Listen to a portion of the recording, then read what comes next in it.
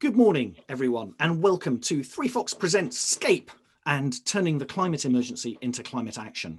My name is Toby Fox. I'm the Managing Director at 3 Fox, the marketing agency for councils. And as regular viewers will know, our job is to keep our network of councils and developers and investors and their influencers and advisors connected.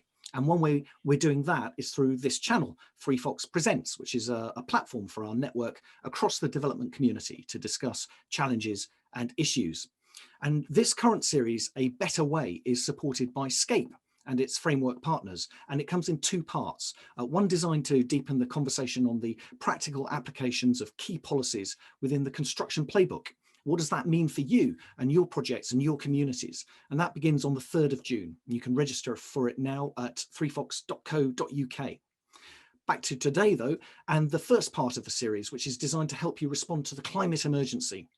Now, 3/4 of councils and 8 combined authorities have declared a climate emergency, and all local authorities have climate emergency strategies. In practical terms, that means eliminating carbon emissions by 2030, and on average, that's a 13% reduction every year starting now. So councils have moved mountains while they're operating under emergency conditions for over a year now. Can that innovative mindset be applied to climate action? Are councils fully equipped and supported to deliver such significant change so quickly? And if a typical council is responsible for maybe 3% of their borough's emissions, what capacity is there to encourage residents and businesses to play their part in addressing the climate emergency? Now, to answer those questions, we're very lucky indeed to have a fabulous panel, and it's a great pleasure to welcome, in alphabetical order, Chris Clark, who's Director of Performance and Improvement at SCAPE, Councillor Georgia Gould, who's leader of Camden Council in London, Councillor Sally Longford, who's Deputy Leader of Nottingham City Council, and Isabel McAllister, Director of Responsible Business at Mace. And we're going to spend the next hour in 3 discussions. Firstly, around changes implemented in response to the climate emergency, and secondly, around the scale of the challenge and the help that's available. And then finally, we're going to look at how to embed climate action so that it's mission critical to everything an organisation does. And we'd like you to join in this conversation, viewers. So make use of the Q&A function to fire in questions and fuel the discussion. Do bear in mind that the more concise your question is, the more likely we are to pick it up. And if you'd like to share more extensive thoughts with our panel and with viewers, please do make use of the chat function. And we've got a few surveys and polls for you as well, so you can contribute by responding to those when they pop up on your screens. So now then, discussion 1. Sally, what changes has Nottingham City Council actually implemented so far to address the climate emergency, and how radically does that have to ramp up, do you think? Hugely, I'm afraid. We've got a lot of work to do. If you can put slide 2 up, that would be great. You can see that we've been cutting emissions for a long time. We've been on this mission since 2000, and we've made a lot of progress, but there's a huge change needed in order to get to where we need to be, which is, in our case, we've declared an emergency and said we'll be carbon neutral by 2028. So it is a radical change in many ways in which the council operates. So we have implemented an action plan, which is very detailed.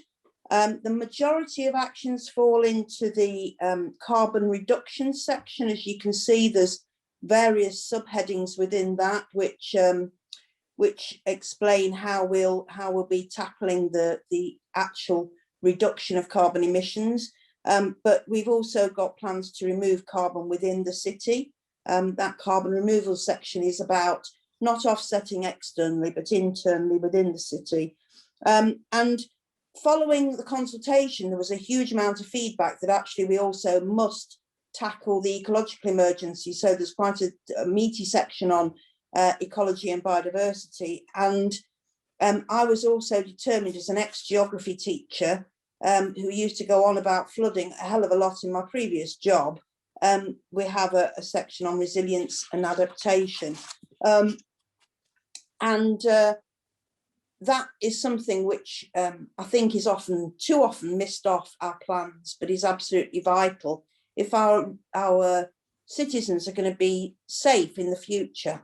So slide 4 gives you an idea of the governance structure that we've set up. We've got quite a rigorous internal structure which holds key theme leads from those sections of the plan to account for the progress in those areas. And they meet, the implementation group meets every month with senior managers involved, and then they report quarterly to the Carbon Neutral 2028 board, which I chair, and reports regularly come to exec board and to full council. And you see there a little bubble that says external stakeholders, because we've involved our Green Partnership organisation from the very beginning, and that includes representatives from major employers in the city, the voluntary and public sector, and private as well. So including, for example, our universities, and that's been a key part of spreading the message about carbon neutrality across the city. That's great, Sally. Thanks very much. Georgia, how does that sort of resonate with your experience at Camden? What have you been doing in Camden to actually implement change to tackle the emergency? Yeah, I mean, I think that a lot of the challenges are very similar. We've since 2010, we've had a climate action plan for Camden, and as a result of that, we've reduced carbon emissions on our own estate by 50%, and carbon emissions in the borough have reduced by 40%. And I think that, I mean, I would be here all day if I talked about all the range of action, but I think that there's the kind of big kind of areas have been around housing. In terms of how we build, I was talking to you yesterday, Toby, about how we built the biggest passive house council house scheme in the country, and we've replaced and changed a lot of our council buildings. So I think we at one point had the greenest council building in Europe. I don't know if it's still the case. So really kind of focused on our own, improving our own estate. But I'm sure we'll talk later about some of the challenges, and kind of doing what needs to be done, and retrofitting is one of the huge challenges. We've also been investing and convening as a council around heat and power networks to heat hospitals, homes across the borough, which has been really successful. And we've been doing a huge amount of work to change our streets, and even in the last 2 years, I think we've doubled our cycle infrastructure. But in 2019, I think we, like many councils, partly as a result of our young people taking to the streets and campaigning for us to do more, felt that we needed to go even further in shifting our activity. And we felt that we needed to do that alongside our communities. So we held in Camden the first Citizens' Assembly on the climate crisis, which had a really diverse range of views, people who were deeply concerned about the climate crisis, and those who actually were concerned of the impact of some of the policies on car use and so on. And that was genuinely one of the most powerful things I've ever been part of. And the group of residents came up with 17 recommendations, all of which had over 3/4 support. They presented that to our council, and those recommendations have formed the basis of our future climate action plan. And one of those recommendations was a citizen panel that would hold us to account, and we set that up, and that meets regularly and checks that we're making the progress we need to be. And I think the reason why the Citizens' Assembly was important is it really fostered a whole new wave of community activism and engagement, because there was some of our recommendations were about buildings and some of the kind of big structural issues around decarbonising, but a lot of it was around how we work alongside communities to make to show the positive action you can take, whether it's play streets or increasing local opportunities to shop, or telling people were saying how confused they are about the advice and what in their own personal lives will make the biggest difference. And we ended up with something called Think and Do, which is a community action project, which is doing everything from planting a Camden forest to all sorts of different kind of community greening projects. And that is really making the climate crisis and action on the climate crisis real in our communities. Yeah, that's fantastic. That's a real comprehensive sort of array of actions from you both. Isabel, it'd be really interesting to hear a little bit about Mace itself and what you've done internally, as it were, to take on the climate challenge, but also how what we've heard so far resonates amongst your clients, your client base across the UK. Sure. We have a net zero carbon strategy called Steps Without Footprints that we launched at the beginning of 2020, which we committed to being net zero carbon within the year. So as similarly for Sally and for Georgia, this isn't something that we decided last year. We'd been working on this for some years, but we were able to announce that we wanted to achieve neutrality last year. So we published our report 1 year on, which is available on the Mace website, and anyone who's provided their email contact details will send that through to you. And we share in there everything that we've done, you know, the good, the bad, and the ugly. That was the original strategy that we launched in January. Again, we published it, we shared it with industry, we sent it out to 20,000 clients and partners. We're very transparent about what we've done well and where we struggle. So this is how we did it in 1 year. So COVID was obviously hugely impactful in terms of our business travel position. So we're a global business. An awful lot of our carbon footprint is Mace people being co-located with clients. So our clients can be local authorities in the UK context, but also they can be major developers, large lumps of infrastructure around the world, etc. So COVID obviously enforced a very different approach to traveling. And you can see there the difference that made on our footprint. But all of the other areas that you can see, all the other reductions, was through conscious programs of work. And then we offset the residual 13,000 or so tons into gold standard offsets to get to that zero carbon position. We also included working from home. For us as a business, that's actually quite a challenge because we have been for so many years an RE100 signatory, which is a private sector cohort of businesses who were set up after the Paris Agreement a few years ago to encourage the private sector to publicly declare a commitment to renewable energy procurement. We signed up in 2017, so anyone who's occupying a Mace space is occupying a zero carbon space. Whereas if you're working from home, we can't enforce people, our colleagues, to procure directly at home. We can encourage them strongly, but can't enforce it. So we added all of those tons in there. A couple of the big achievements. So we were at 71% on renewable energy globally. The residual 29% is either countries where you just can't buy it. So as an example, that would include Dubai. It's not available yet. They're moving quickly into a solar energy led economy. They're at about 20%, but you can't buy pure renewable energy. And similarly, where we still need to use diesel on our sites, which we don't ever do that in an urban context, but perhaps where we're building a data center somewhere remote, we still are reliant on diesel. But you can see there the 40% reduction we made. We've also had some really interesting work on innovations. So Mace Tech is one of our offsite prefabrication products. Low carbon concrete, which is 75% more efficient and lower carbon than a regular concrete product. So that's in testing at the moment. We've got London University's UCL and others testing that such that we can get the appropriate standards attributed to it, British standards, safety standards, etc. And that will move forward at pace anytime now. So that's where we put our offsets. I guess that might be a point in the conversation today. And again, the speakers before me have mentioned trying to do things locally, but at the moment it's very difficult to secure gold standard verified offset in the UK. That's an emerging market. Lastly, we've moved on now. So this is our new strategy. So we achieved net zero carbon last year. We're maintaining that. Obviously, we've still got programs of work in place to improve our corporate footprint, but more importantly, we need to help our clients. So you can see there that middle target, that references the work we do with our clients as either consultant providers or as contractor or as facilities management partners.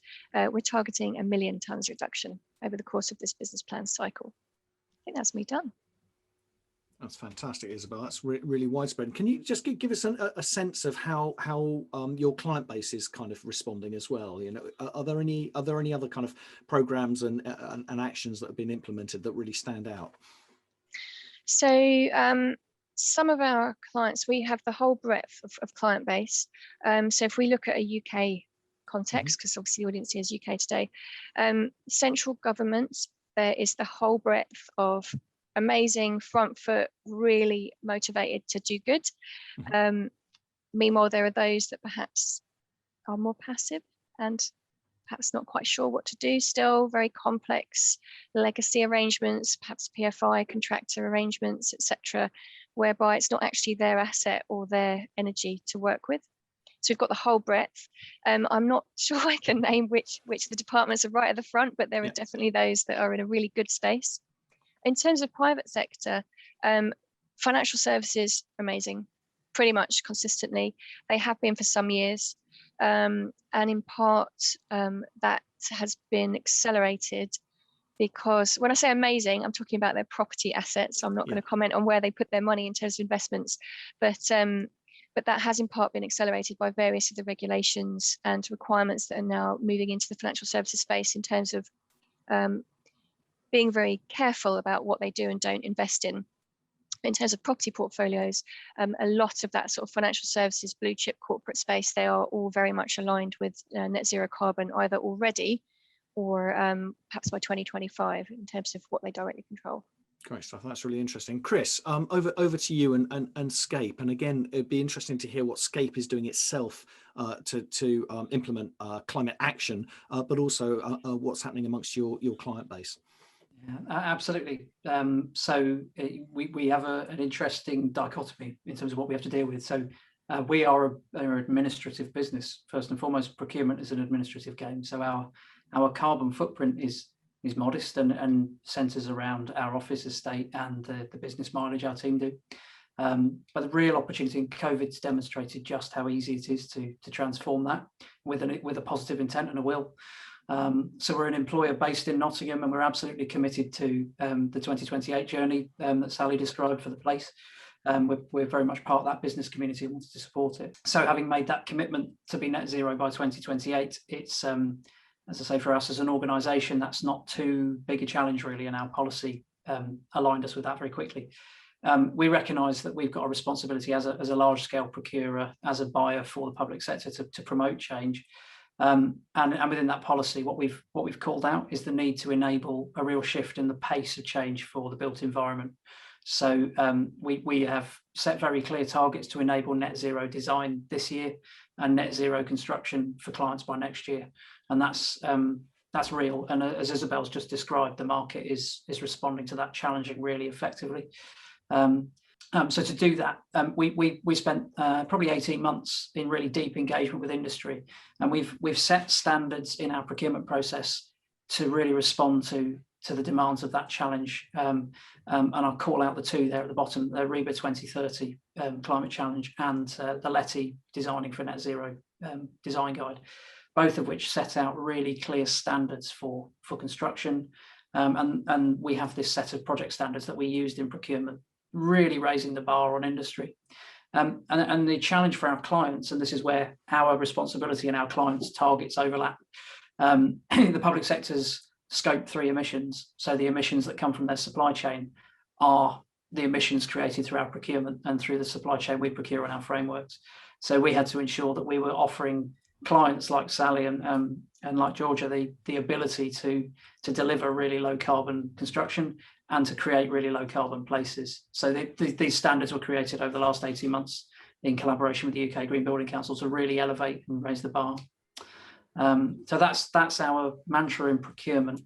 From our personal footprint point of view as a business, we've really demonstrated what's possible in doing the procurement we've been doing over the last 12 months under COVID conditions. So we've delivered really top drawer standards of procurement over the last 12 months. We haven't wavered from our commitment to top-notch quality of procurement process, but we've done it entirely digitally. We've done all of our market engagement digitally. We've actually had feedback from the market that says that the procurement we're doing virtually is more effective in terms of engagement, involvement in procurement, the opportunity to ask questions and be consistent than it was in person. No more shady one-to-ones in the corner of a room with your sort of arm around your shoulder trying to get an inside track on what's going on. It's very open, very transparent, and I think we've all welcomed that. So the footprint of our market engagement and procurement activities dropped by about 96% as a result of online procurement. So it's really dramatic. So the consequence of that shift is an offer that we're really committed to and really convinced by. And Isabel represents Mace's consultancy offer. So we now have a place shaping advisory service that features climate action as a service for clients. And we felt that was very necessary. We've procured project consultants in terms of that net zero design capability, and we're in the process of engagement with the market to create net zero construction, net zero retrofit, which will be there from the autumn. So that's our response to the market and to what our clients are looking for. And it's really fair to say clients are asking for solutions. They're asking for help. Procurement's really challenging. Built environment procurement is a very technical process. So we've really tried to respond to that and support the demand from the public sector client base we have. Fantastic. Chris, thank you very much indeed for that. That's really interesting stuff. What strikes me about some of what you've all said is the scale of the changes that you've managed to implement already. You know, net zero construction by next year. That's really quite immediate. 40% reduction in emissions in Camden already across the borough. These seem to me, as a layman, like pretty big numbers. But it also strikes me that it's probably the easy bit that's been done first, and that the hardest bit is to come. So let's have a chat a bit, if you wouldn't mind, about the challenges that you face in taking this forward, in delivering further change. Sally, do you want to kick off? I mean, how big is the scale of the challenge that's in front of you now? Well, you rightly say that the low-hanging fruit, as they say, has mainly gone. You know, we've got a very good public transport system, which is renewable energy, uses renewable energy. We've already done a lot of work to improve the cycling and pedestrian infrastructure. We've already put solar panels on every roof that we can manage to at the moment, and you know, now we're into the more difficult stuff, and the built environment is one of those really difficult things. But I'd just like to point people in the direction of a couple of ways that we've had success. Our carbon reduction energy team now hosts the Bayes Midlands Energy Hub, which is able to advise councils and LEPs about ways of using renewables, reducing carbon and that sort of thing. And I'm very fortunate that I have a very experienced group of experts there who have good contacts. And we've been lucky enough to be part of some research work with the universities and that sort of thing, which obviously helps to push the boundaries a bit. But also, if you put up slide 10, one of the ways that we've had a lot of help is through Salix Finance.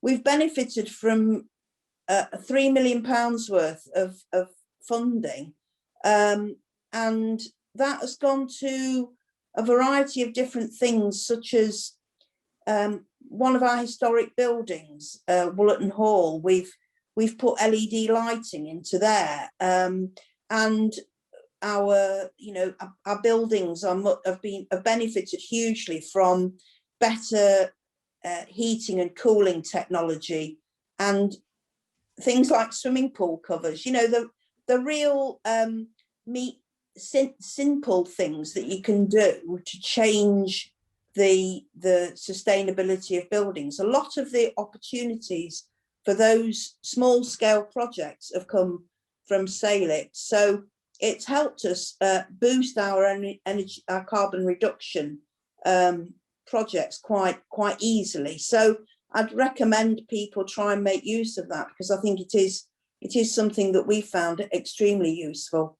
Yeah, thanks for that, Sally. Georgia, is that something that you're making use of? Is Salix on your radar? I think I don't know if we're making use of Salix, but I think more generally, I think the big challenge we face is at the moment is the scale of the retrofit challenge to our buildings. So I think the biggest difference we can make, and this is just Camden Council buildings, we do own a lot of the borough, 33,000 properties, but we think if we can insulate and switch the heating systems of 100,000 properties, that will make the biggest difference. But it's a cost of about 25,000 per property, and we've kind of calculated the whole retrofit program for Camden as 600 million. So we are doing some kind of small scale in that context projects up to about 30 million, and we've had investment from the GLA and others. But I think if we are going to do what needs to be done, it's an investment on a scale we've never seen before. And while we are able to kind of bring forward investment for kind of solar panel projects where there's a return on investment, we're struggling to, for a lot of retrofit, there's a struggle to see the return. So we're really interested, I know the Green Finance Institute have been doing some work, we're really interested in, you know, what are the kind of new forms of financing these kind of large scale projects, because to do that, you know, the new build stuff is easier because we've got really high standards and we know what we're doing there, but trying to do both is really difficult. So that feels like the fundamental challenge in terms of a financial sense. But I also think, you know, I said that we doubled the number of cycle infrastructure, and we're continuing to do what we call in Camden healthy streets projects, but are known more broadly in London as low traffic neighbourhoods. And I think that even though there is broad support for them, the kind of anger at some of those changes in road use is enormous. So any, you know, the kind of decisions that you'd be looking at in the future, workplace parking charges, more road closures, higher charging for road use, that if you were going to make that next shift are really, really controversial. And even when people support action on the climate crisis, I think kind of having a consensus around those kind of changes is going to be really difficult. Yeah, absolutely. Sally, you wanted to come in on that, and I'll come to Isabel and Chris in a sec. Yeah, I mean, we introduced a workplace parking levy some time ago, and it has been fundamental to improving our public transport infrastructure. And of course, it wasn't popular with some people, and some businesses threatened to leave the city, but actually it hasn't had that impact. And when there was the clean air zones were being implemented in other cities, we were the only city which didn't need to have a clear zone imposed on us. And that's primarily because of the investment in clean public transport that we've been able to do through the workplace parking levy. And of course, it was very controversial at the time, but it's paid dividends hugely for us. Yeah, that's really interesting. I'm going to start bringing the audience into the conversation now as well. So we're going to start polling firstly the audience. So let's find out where they're at in this journey while we continue talking. And I also want to bring in some questions from Hope Carpenter, who's a climate change officer at Lambeth Council, in the audience. Hope's asking about really getting that getting stakeholders on board, but in two different ways. One, internal, so how do you get your services and your directorates on board with your climate action plan, but also externally. I mean, Georgia, the people who aren't in your climate assembly, how are you accessing those people? How are you getting them involved in the conversation? Because otherwise we're just focused on, we're kind of preaching to the converted, aren't we? Well, no, I mean, I think what's powerful about a citizens' assembly is a representative group of your borough. So we, you know, when we take forward a citizens' assembly, it, you know, in terms of tenure, in terms of views, it's a real mix. So we did have people on that citizens' assembly who felt that Camden Council persecuted car users, and that, you know, they didn't kind of see the climate crisis as a huge threat. And so it was. And I think that's why it, as a forum, can be really important, because it brings together those diverse views to look at those trade-offs. But I think it will only work if it's at the kind of centre of a much bigger set of community engagement. So in the run-up to the citizens assembly climate crisis, it's easy for you to say. Too many C's. We had another C. We had a commonplace kind of open platform where anyone could suggest ideas to put forward to the assembly. We were really lucky because we were the first. So the Guardian did a bit of a feature on it over time, and that really helped to generate interest. And we did something called the Sustainers, where we worked with young young people in schools to suggest ideas. So there was a lot of coming together of both kind of big ideas, but also very street specific ideas that people could come forward. And the Citizens Assembly kind of took all of those ideas and worked through them as part of their process. And there are very active community groups in Camden focused on the climate crisis. And so rather than necessarily be part of the Citizens Assembly, which was a random process, there was an advisory group that kind of alongside the council was learning from what came out. But following the assembly, we opened up on one of our high streets what we called a think and do space, which was a space to kind of bring together community groups and ideas around the climate action. So we had all of the Citizens Assembly's ideas. People could come and drop notes of things that they wanted to do, and we worked really hard with schools and other community groups that it was a really diverse group of people coming forward, because sometimes by the nature of a climate crisis, for people whose most urgent needs are severe overcrowding or feeding their families, it can be quite difficult to feel part of that process. So there's been, and with the Think and Do pop-up, which was on one of our high streets, we're now moving that to estates, schools, other community groups, to kind of keep that mobilisation of community action. So the Citizens Assembly and the Citizens Panel are a kind of a piece of infrastructure that is around policy making and deep policy making from diverse voices, but it sits within a much broader set of community engagement tools. Fantastic, thanks a lot, George. There's a real sort of wide array of steps you can take, viewers, and if you want details of any of the kind of initiatives and the action plan from SCAPE and from Mace and access to advice, we're going to be asking you a question at the end. If you just tick yes to we'd like you to send us some of the information, then we'll happily provide all of that after the event. Now let's we're going to launch the next poll and find out. Our audience is fairly confident that it's got this in hand, but let's see what progress they've made already, and turn to Isabel. Isabel, you're talking about a 1 million tonne reduction for your clients that you're aiming for now. Does what you've heard from Nottingham and Camden give you confidence that you're going to be able to help them do that? And what advice have you got for local authorities in that programme? Yeah, excuse me. So I think what's interesting is both Nottingham and Camden took early action. So as Sally alluded to, a lot of the low-hanging options have already been progressed, but there are lots of local authorities who haven't yet done that for reasons of leadership, governance, no money in the pot, it's too difficult. So there's still lots of low-hanging fruit to be secured. Some of the easier wins were on what Sally demonstrated in terms of the Salix funding that's available. So many low carbon investments have a fantastic return on investment now when they didn't. 10 years ago, they didn't. LED lighting, the payback now should be within the year, whereas a few years ago, it might have been 3 years. So I think a helpful way to look at things is at a program level. So George is right, some of the products and investments are uncomfortable. Is that a good word? So if you were to convert the average domestic property with a heat pump, rip out all of the gas central heating, try to super insulate, etc., it's a really chunky sum of money. But there are still small things with a very uncomfortable payback period and a need to decant the family that's occupying the property, etc.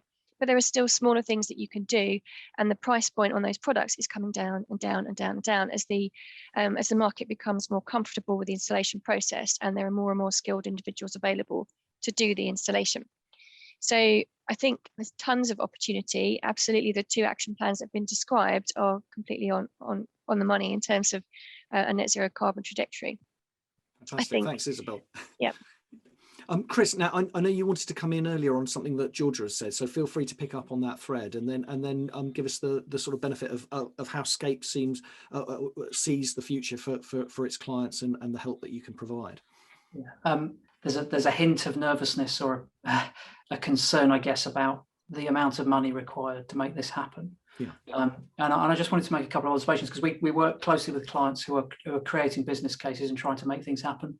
And really that's where the advisory services that Mace can offer can really help accelerate. But I just wanted to put this picture up because it's a useful concept, and I think it's something we really need to think about in the context of procurement and investment. collectively in the public sector, we've done an amazing job over the last 5 years, particularly of accelerating the social value agenda, and particularly making the local pound talk. And I think if you, there are some really fantastic examples of incredibly progressive strategies in that space. You can look at Bristol and almost having a local currency as the extreme, but very simply just saying, I want my money spent locally to add further value to the community it's spent in is a basic principle of good infrastructure investment now. And I think the social value agenda has made that work. I think I challenge the panel and the rest of the audience really to think about how we can make the green pound work in exactly the same way. So, you know, we talk about spending a pound in a place and how much of that money is retained and adding value to a community. So if we take exactly the same lens but exactly the same principle apply green lens, how do we make every pound spent in the public sector and beyond an impact on the environment? And I just the graphic on the left is just illustrative to talk about what you need to think about. So and the reason I've thrown it out there is because I think there is still a consistent need for structural change in the way the public sector manages its money. We still see far too many projects where the client comes to us with a CapEx capital budget and no access to the revenue streams that could support a better budget for better investment, for green investment. So there's a real need for those local authorities that haven't done so yet to think about how they can facilitate the kind of infrastructure investment that will make a change. And you can make sure you invest at the level you need to by thinking about the revenue streams you will save money from in the future. And I know the early innovators like Camden and Nottingham are dealing with this long since, but ultimately it's energy efficiency, it's the reduction in energy use per se in general, but it's also life cycle maintenance decision making. So you can make better decisions about your plant and equipment in your buildings. You can strip out the gas on a cyclical basis. There are so many small wins you can make. And really it comes down to the basic principles of thinking about every penny and the impact that penny has on the environment. So another example, and more radical perhaps, is in your social value strategy on your project. And we heard Georgia talking about the community engagement principles, the way that locally they've chosen to do business. So how do you write your procurement? How do you engage in your projects to direct the social value that your infrastructure contractor is going to deliver for you into those local projects and programs? How do you make sure that your contractor is not just doing the right thing in a generic way, but doing the right thing in line with your strategy? So there's a whole lot of things. And the final point on that is money begets money, and the big investors are putting money into climate action because it pays them. So if you can create a sustainable revenue investment process, if you can sustain a momentum in your place, there are ways to accelerate and uplift that, which I know Isabel can talk more about. But ultimately, the idea that you get the ball rolling and it can generate its own momentum. Chris, thanks for that.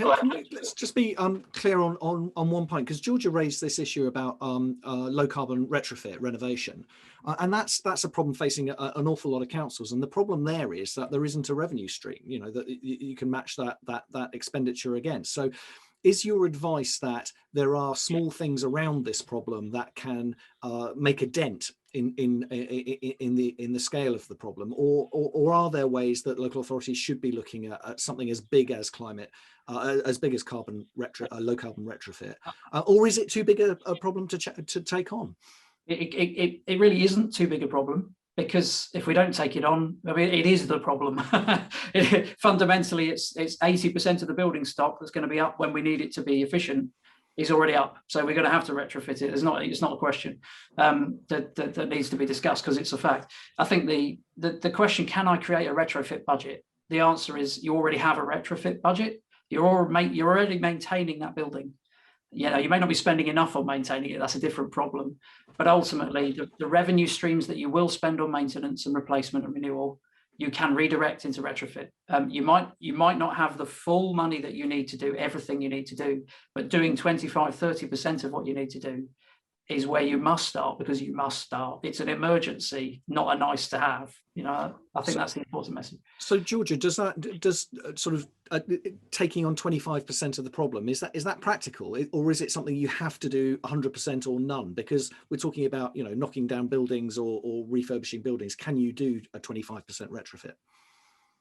Yeah, I mean, retrofit is kind of comes in different areas. So there's the kind of insulation side, there's the replacing heaters and boilers, there's the double glazing,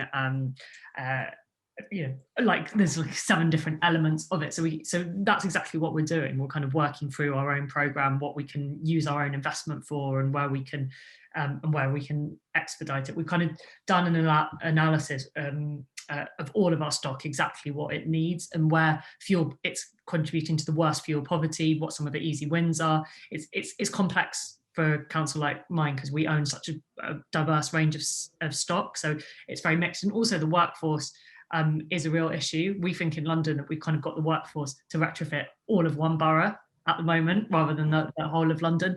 So one of the other bits we're looking at alongside our local colleges and our Construction Skills Academy is a kind of retrofit green construction skills academy, for want of a better word, that will provide the workforce to do it. So we're absolutely starting, and we've chosen the buildings that we're starting with. But it still is a huge challenge because 600 million is a lot of money. So, you know, we're kind of pushing it as far as we can, but we will not get where we need to get unless we have more investment. And I think there is a case for us collectively pushing for government investment, because the triple dividend of retrofit is it addresses fuel poverty, it creates good quality green jobs, and it obviously addresses carbon reduction. So it is something that I think the state should be investing in a bigger way, and then allow more private sector finance to come in. And if we could find a way to, you know, we can do heat and power projects because people can buy into the heat and power that comes out of that, and it's the same with solar panels. If we can find a way of creating investment against those reduced bills. At the moment we can't do that, or we haven't found a way to do that in Camden. It might be that somebody else has. Then that would make a huge difference, because I think that there has to be a bigger solution to this than just do that little bit. We have to find a way to get the investment needed to do what we need to do to be transformative. To take on the whole of the problem. Yeah, Isabel, you wanted to come in. It was really just to answer your point on yes, the right answer is to do 25% immediately. There is a kind of a challenging cohort of people in our industry who have a very purist view on net zero carbon. If you can't get to zero, well, then you're not good enough. Whereas my perspective is, if everyone smashed it on 25% over the next couple of years, then the next available set of affordable technologies will come through, such that you can then do the next 25%. So deep retrofit to zero carbon, true net zero, is a beautiful thing to do, but really you can't do it unless your building's empty. And you probably can't do it unless you've got a substantial chunk of money available. So I think if there's one thing that everyone on this call could take away, it's to just get on with what is doable today and don't worry about the zero position, because new technologies, new skills, new ways of working, new electric vehicles or whatever will come along that will help make it happen. So just focus on what you can do practically today versus the perceived impossible. Yeah. Fantastic, thanks, Isabel. Okay, let's go to, I'm going to ask the audience what's next on their hit list for tackling climate change, and we'll pass the conversation to Sally. Sally, are there any of those themes that you want to pick up on? And do feel free. And then I want to sort of move the conversation towards this real sense of embedding climate action into everything that local authorities do. And I'm wondering about, we saw a slide earlier that had LETI and REBA, and there's a thousand, you know, we're in acronym soup, aren't we? Is there an education job here as well in terms of getting everybody on board on this mission? Yeah, I mean, we've been involved in retrofit projects, and we are still going on with retrofit projects. We've been involved in Energy Sprung, which is a great project, but hugely expensive and complicated. Taking homes, old council properties, which were very, very poor energy efficiency, into net zero, but we haven't got the funding to do that on a grand scale. So we're doing what we can, and I think as Isabel's absolutely right, we take the opportunities as they present themselves, and things will improve, things will come along. We've already done a lot of things in different areas. And we're now in a position, I think, where perhaps that the idea of being carbon neutral by 2028, when I said it, lots of people just thought, oh yeah, that sounds quite nifty, we'll do that, we'll say that full council.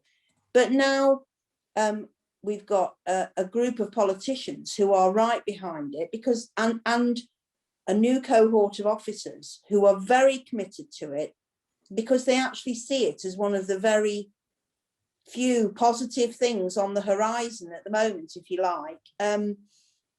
We've had a pretty tough time recently in various ways, which, you know, has led to us having an improvement board at the moment imposed upon us.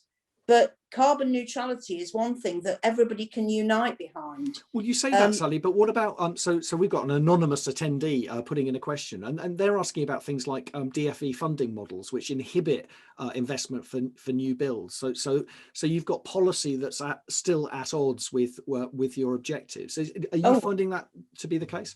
Absolutely, and you know, a case in point. Yesterday, I was at the planning committee when we had a development opportunity for a key site in the city, in the Meadows, which is itself got a plan to be carbon neutral as quickly as possible, and the developers didn't come forward with an appropriate plan. We were put under a huge amount of pressure by local environmental activists, rightly so, and we've deferred the plan because we're hoping that we'll be able to negotiate a much better deal by the time it comes back to planning committee. But we don't have the tools as a planning authority to make sure that all our buildings fit the bill.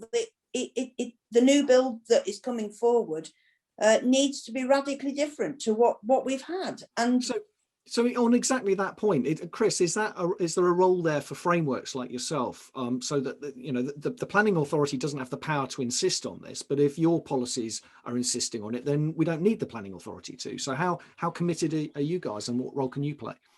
Well, very.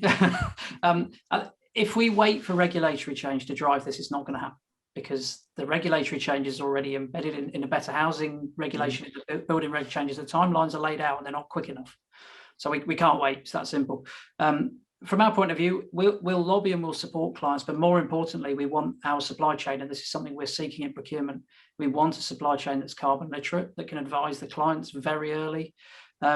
You've got to see compelling real world evidence that you can do it, and that's something that we will be doing. So you know, alongside the frameworks, the investment in R&D and the demonstration of the methods you can use to create the finance to do the projects you need to do is something we are working on. So we will be creating that narrative and supporting clients in that discussion, because the hardest bit in a lot of ways is creating a compelling business case that allows the investment in a way that your chief finance officer will fund.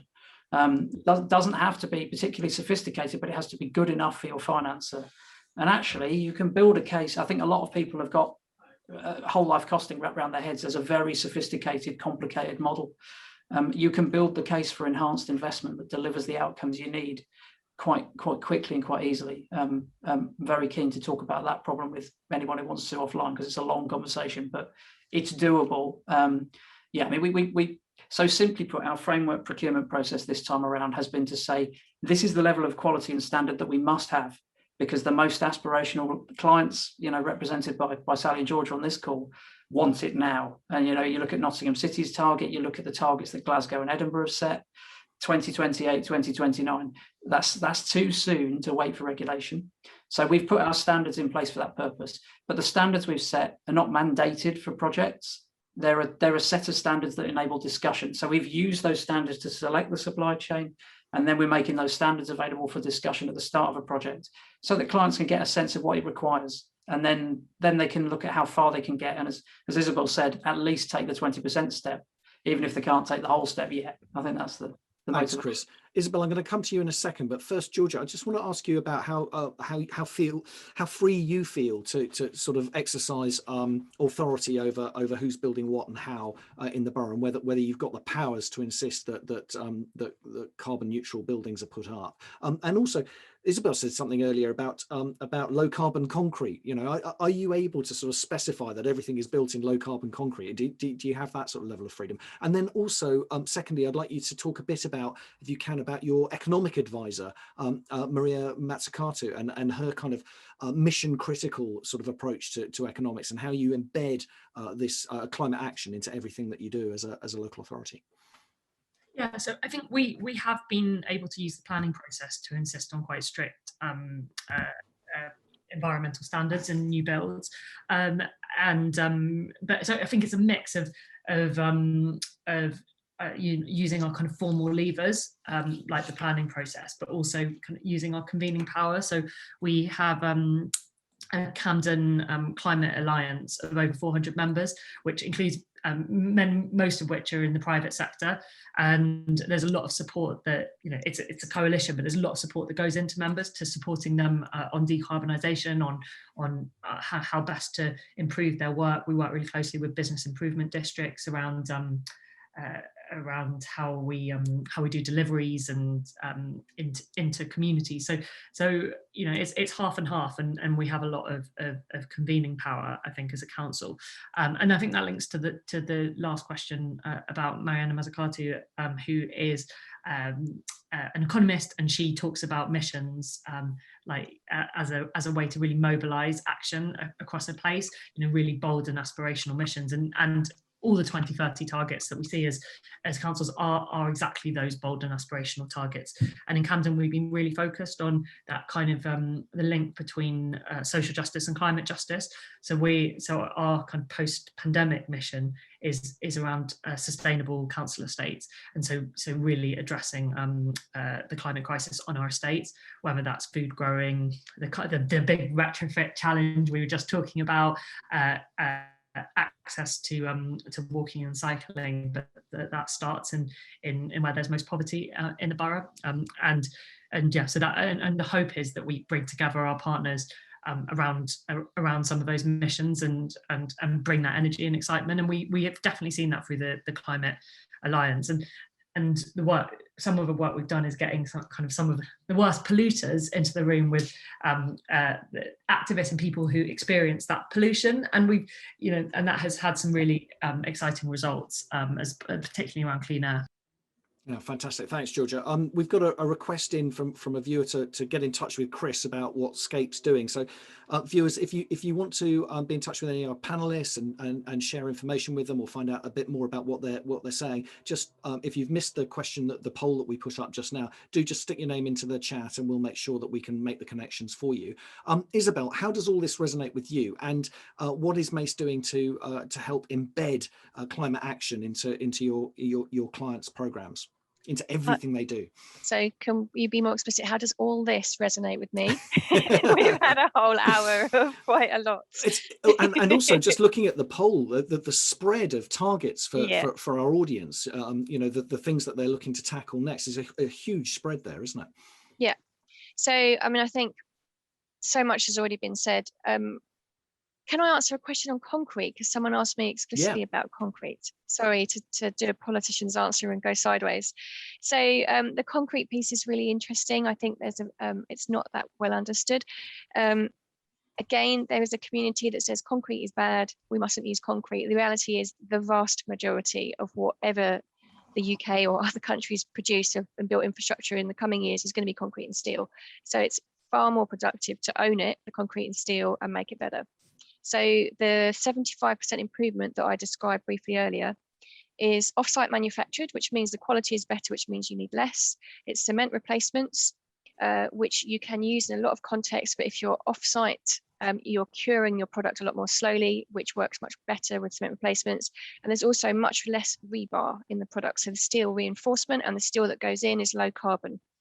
So which means how it's manufactured at the facility, steel facility, so which is usually electric fired steel versus gas. So you actually then come up with a product that is 75% less carbon, completely usable in all manner of different contexts, and deconstructible, which, given that cement is 8% of global carbon emissions, is quite a beautiful path to be following. Now that works in a buildings environment because it's cassette system concrete versus pouring concrete to make a road or the like. But I do think there are some big ticket solutions out there that are just on the cusp of becoming mainstream, which are really exciting. There's no cost premium. Can I be very slightly pushy about that? So somebody once told me that there was more concrete poured in China 2 years ago than there was in the United States in the whole of the 20th century. So is 25% carbon enough? Is that enough of a reduction in carbon for concrete, given the amount of concrete we're using? Well, it would be 75% in that particular product, 75%. You mean 25% residual, is it enough? Yeah, residual, so exactly. I think, I don't know whether your stat is correct or not, but let's assume it is. It's a good one anyway, isn't it? It is. Eye-catching. I think it is okay. I think to change a product to improve it by 75% is pretty dramatic. Can we slow down the Chinese construction program? No, but China is the most rapid adopter of low carbon infrastructure in the world by some margin. And again, sometimes the media isn't particularly favorable there. They have radically overtaken every other economy in the world in terms of low carbon infrastructure. They've stopped building the coal power stations that got all of the terrible press 10 years ago or so. So I don't know that it's my role to comment on what a Chinese economy is doing. It's a place that Mace doesn't work. So, but I think in terms of if we focused on UK perspective, there's loads of opportunity to do things quite excitingly in the very short term. Yeah, Chris, you wanted to come in? Yeah, I mean, just two observations as we're getting towards the end. I mean, one is that steel and concrete presents a massive challenge, but we're talking about it, and SCAPE is talking to BAYS, and we're talking to people like Mace about how we can adapt consistent standards to change that. Frankly, the British steel industry needs our help at the minute, but that's a whole nother topic. However, the big thing I wanted to call out was this is not a climate nice to have. This is not a climate, I'm sorry, can we do it next Sunday? It's an emergency. I know there's a lot of local authorities on this call. You've all recognised that. And what public sector in this country is phenomenal at, witness COVID, witness flood response, is emergencies. We genuinely are brilliant at it in this country. How about we start doing it on the climate crisis? I'll just lay that gauntlet down to everyone. If it's an emergency, start doing it. And as Isabel said, start doing it straight away, not next year, because it's going to be too late if we all do that. So just a rallying cry, really. Chris, that seems a very appropriate place to end. The message, I think, from all of our panelists today has been that it's about doing something now rather than perhaps hoping for more later. So it's an emergency and it requires action now. And thank you, panelists, for giving us so many kind of examples of the different steps that can be taken now. Viewers, thank you for your attention over the last hour. I hope you found it stimulating. Your questions have certainly stimulated the panel, and you're free now to head off and put in place some of these actions that have been discussed today. Get onto it. Before you do that, though, please take a moment to virtually thank our fantastic panel for being so generous in sparing their time and to share their insights and experience and guidance with us today. It's been really eye-opening stuff. Thank you, Councillor Georgia Gould from Camden Council, and thank you, Councillor Sally Longford from Nottingham City Council. And thank you to Isabel McAllister from Mace, and thank you also to Chris Clark, of course, of SCAPE, both for your contribution today, Chris, and for SCAPE support in making this whole webinar series happen. We're going to be back with SCAPE and another expert panel on the 3rd of June to look at the construction playbook and how new government guidance is transforming how we assess and procure and deliver public sector programmes to achieve better, greener, faster outcomes and creating real value for communities. That's the theory anyway. Will it be the practice? Register at 3fox.co.uk and join us on the 3rd of June to find out. And you can register there for tomorrow's session as well, which we mentioned earlier. It's at 11 AM, and I'm going to be back to ask the Voice of Authority, Sarah Carey, Enfield Council's Executive Director for Place, about her ambitions and challenges and the influences that have shaped her outlook. But until then, from our panel, from SCAPE, from Mace, from me, and from everyone at 3Fox, thank you and good afternoon.